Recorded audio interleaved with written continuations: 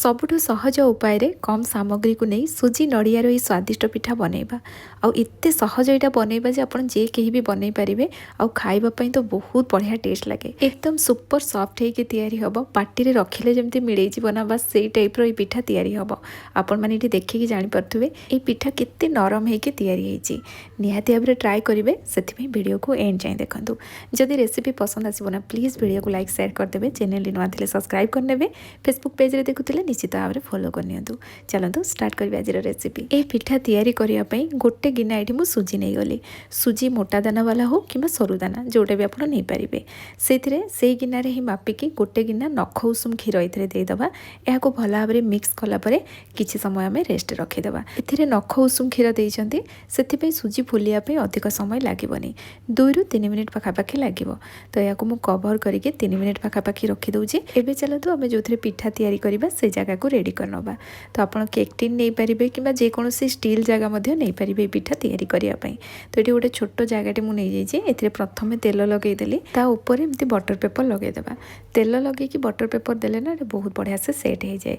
एबे या ऊपर आम घी लगेदेबा।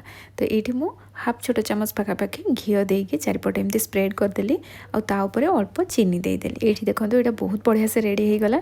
एबे चलतु आम सुजी को चेक करनबा। सुजी पूर्व अपेक्षा फुली जाइए ये बहुत बढ़िया से रेडी हो जाइए। देखो एबे एथिरे अन्य सब जिनस ऐड करदबा। तो प्रथमे मु गोटे चामच गुआ घी ऐड कर दूची। जदि घीर फ्लेवर आपन को पसंद नहीं यह आपन स्किप करि परिबे। मीठा जेतिकी पसंद करती से अनुसार ये चीनी नहीं जिबे किंबा चीनी जगह आपन एठी गुड़ मध्य व्यवहार करि परिबे। हाफ गिना नड़िया कोरा नेली हाफ गिना एथिरे छेना नहीं जिबा। स्वाद अनुसार लुण देदेबा। पिठारे फ्लेवर बहुत बढ़िया आसीबो सेतिपई एथिरे 3टा गुजराती को गुंड करके मु ऐड करदेली। एबे हाथ में सबू जिनस को भल भाव में मिसईदबा।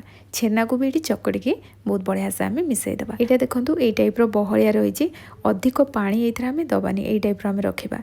तो पिठा बहुत बढ़िया से फुलब से आम 2 पिंच खाइबा सोडा पकेबा। अधिक दबानी एमती 2 पिंच भाया ही दबा। ए गोटे बड़ चामच पानी देकी सबू जिनस को हाथ में भल भाव में मिक्स करनबा। सोडा पकईला ये मुझे गोटे मिनिट पखापाखि एमती फेंटिकी मिसई थी। आईटी देखो तार टेक्सचरटा ये टाइप रहा। यार मेजरमेंट ना पूरा सिंपल। गोटे गिना सुजी रे गोटे गिना ये आम क्षीर पकेले बाकी छेना केती कौन ड्राए अच्छी ताऊपर डिपेंड करे ये आप एक्सट्रा केते पानी कि क्षीर देवे। तो अधिक सेमती दरकार पड़ोनी। घर तैयारी छेना नहीं से अनुसार गोटे चामच एक्सट्रा मुझे पानी यूज करटा एतिकी बहलिया रहिबो। जो जगह आम रेडी करते ना से ऐड करदबा। एबे हाथ में चारिपटे एमती प्रेस करके दबा जहाँफल ये बहुत बढ़िया से सेट हो। ऊपर मु गोटे छोट चामच घी पकई थी और घी को चारिपटे स्प्रेड न कले भी जिते सीझब ना से ऑटोमेटिक चारिपटे स्प्रेड हो ये रेडी हो गला। सेपटे मु कड़ई को गरम कर देइथिली।